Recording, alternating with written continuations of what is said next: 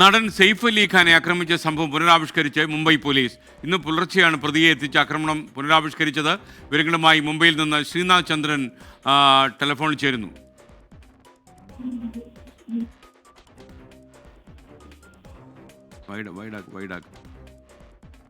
ചന്ദ്രൻ മുംബൈയിൽ നിന്ന് ചേരും. നിങ്ങൾക്കറിയുന്ന പോലെ പ്രശസ്ത ചലച്ചിത്ര നടൻ സെയ്ഫ് അലി ഖാനെ വെളുപ്പിന് മോഷണ ശ്രമത്തിനിടയിലാണ് കുത്തിയത്.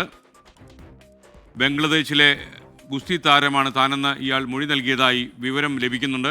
ശ്രീനാഥ് ചന്ദ്രൻ വിവരങ്ങളുമായി ചേരുന്നു. ശ്രീനാഥ്, വിശദാംശങ്ങൾ. ഇന്ന് പുലർച്ചെയാണ് ഈ തെളിവെടുപ്പിന്റെ ഭാഗമായുള്ള ഈ നടപടിക്രമം നടന്നത്. ഈ ക്രൈം സീൻ അത് പുനരാവിഷ്കരിക്കേണ്ടത് അത് ഈ അന്വേഷണത്തിൽ നിർണായകമാണ്. പ്രതി പറഞ്ഞതുപോലെ തന്നെയാണോ വീടിനകത്തേക്ക് പ്രവേശിച്ചത്, അതിന് അയാൾക്ക് കഴിയുമോ എന്നതടക്കമുള്ള പല സംശയങ്ങളും ഉണ്ടായിരുന്നു. അത് തീർക്കാൻ വേണ്ടിയാണ് ആദ്യം ബാന്ദ്രയിലെ സെയ്ഫ് അലി ഖാന്റെ വീട്ടിലേക്ക്, വസതിയിലേക്ക് ഇയാളെ എത്തിച്ചു. അവിടെ നിന്ന് ഇയാൾ പറഞ്ഞതുപോലെ മുകൾ നിലയിലേക്ക് എങ്ങനെയാണ് കയറിപ്പോയത് എന്നത് അയാൾ കാണിച്ചു കൊടുത്തു എന്നതാണ് മനസ്സിലാക്കാൻ വേണ്ടി കഴിയുന്നത്. ഉള്ളിൽ നടന്ന കാര്യങ്ങളെ കുറിച്ച് ഇപ്പോൾ ഒരു വിവരം പുറത്തേക്ക് വന്നിട്ടില്ല. ഏത് തരത്തിലാണ് പ്രതി ഇത് പുനരാവിഷ്കരിച്ച് കാണിച്ചു കൊടുത്തത് എന്ന കാര്യത്തിൽ വ്യക്തതയില്ല. അതിനുശേഷം ഈ ആക്രമണത്തിന് ശേഷം ഇയാൾ പോയ വഴികളിലൂടെയൊക്കെ തന്നെ പ്രതിയെ കൊണ്ടുപോയി. ആദ്യം നാഷണൽ കോളേജിന്റെ ഒരു ബസ് സ്റ്റോപ്പിൽ ഇയാൾ കിടന്നുറങ്ങി എന്നതാണ് പറഞ്ഞത്. അവിടെ എത്തിച്ചു. അതിനുശേഷം ബാന്ദ്രയിലെ റെയിൽവേ സ്റ്റേഷനിലെത്തിയാണ് താൻ ഥാനയിലേക്ക് മുങ്ങിയത് എന്നതാണ് ഇയാൾ പറഞ്ഞിരുന്നത്. ആ പ്രകാരം പിന്നീട് ബാന്ദ്ര റെയിൽവേ സ്റ്റേഷനിലും പുലർച്ചെ തന്നെ ഇയാളെ എത്തിച്ച് തെളിവെടുപ്പ് നടത്തുകയും ചെയ്തിട്ടുണ്ട്. ഏതായാലും സെയ്ഫ് അലി ഖാനെ പോലെ കരുത്തനായ ഒരാളെ ഈ പ്രതി എങ്ങനെയാണ് നേരിട്ടത് എന്നത് ഒരു സംശയം ഉണ്ടാക്കുന്ന കാര്യമായിരുന്നു.